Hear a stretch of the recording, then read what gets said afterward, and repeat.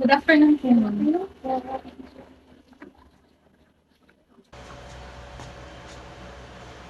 Hi, good afternoon. Good afternoon. Kamusta naman yung naging biyahe? Hindi ka ba nahirapan hanapin yung clinic namin? Hindi naman yung mga tricycle driver naman ako na natanungan. Tsaka din po ako nagpakatid para po makarating sa school.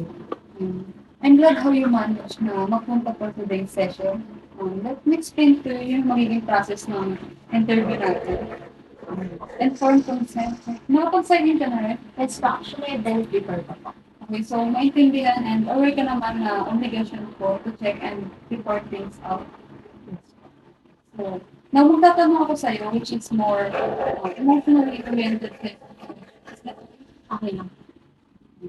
Some of my questions are quite sensitive, but rest assured you naman, if you're not comfortable to talk about, we won't, okay? And if you change your mind na pag-usapan na natin, I'm here to listen naman. So, paano naman yung clinic namin? May nag-refer ba sa'yo or sadyang nag-search ka to find us? Actually po, nakakahiyaman pong aminin pero yes po, nag-search po ako through online kung saan po ba ako pwede magpatingin din magpa-consult. Because lately po kasi I feel like iba na po yung nararamdaman ko and it's kind of concerning na rin. So that's why I decided na mag-seek na din po ng help sa mga professional help po.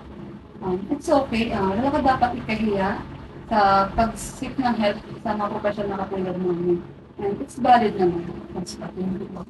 Let's start our session. Can you tell me about your family?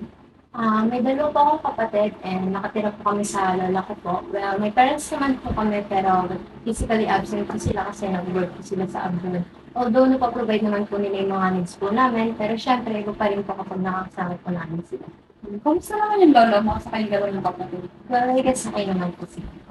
So, pwede ba natin pag-usapan yung mga naging issue or naging problem to the point na nakapag-decide ka na magpa-counseling? Pwede mo bang i-identify yung sensitive? Hindi ko pa alam kung saan po mag-start pero grabe na po kasi yung anxiety po na napipil po. Every night po, sinisin lang, palagi po parang pakamataka. Ganun po. It's okay if I ask you about that one. Um, Last year po kasi nasunugan po kami ng bahay and sa awa naman po ng Diyos, wala naman pong nangyaring masama po sa family ko po.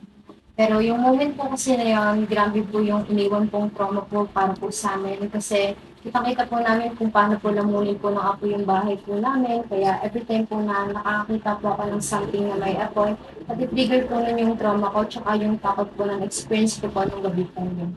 Okay, isa sa nakikita ko is you're having anxiety. Yes. Madalas ka po magkaroon ng nightmare.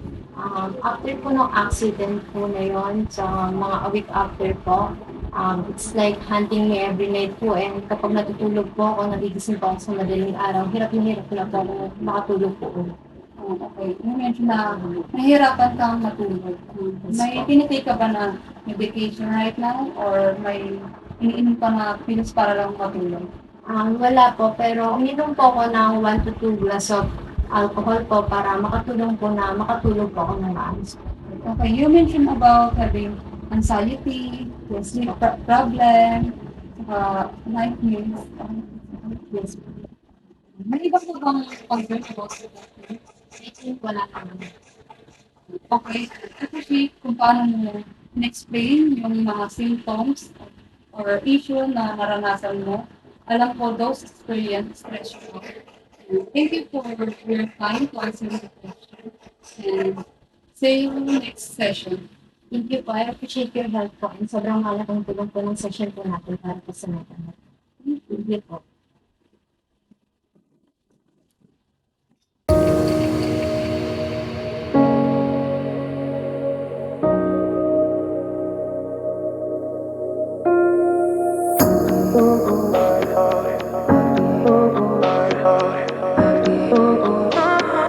I could have